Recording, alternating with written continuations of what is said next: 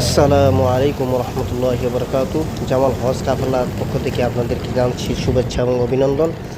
আমরা উমরা হজ যাত্রী নিয়ে এখন বর্তমানে আসছি হযরত শাহজালাল আন্তর্জাতিক বিমানবন্দরে।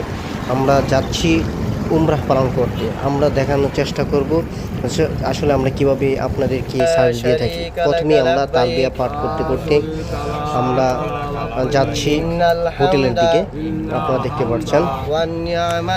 তো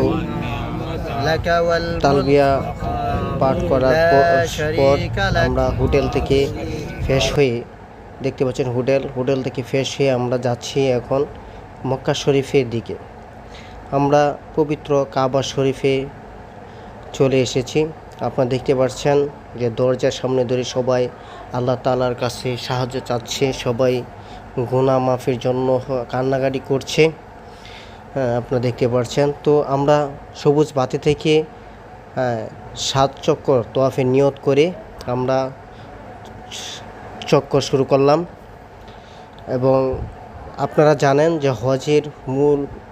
উমরা হজের যে মূল 4টি নিয়ম আছে, তার মধ্যে ইহরাম পরিধান করা এবং কাবা শরীফে 7 বার তওয়াফ করা। তো এটি আমরা সম্পূর্ণ শেষ করলাম।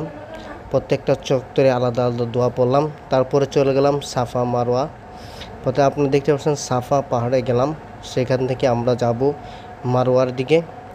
এই সাফা মারওয়া এখানেও 7 চক্কর স্থায়ী করা ওয়াজিব।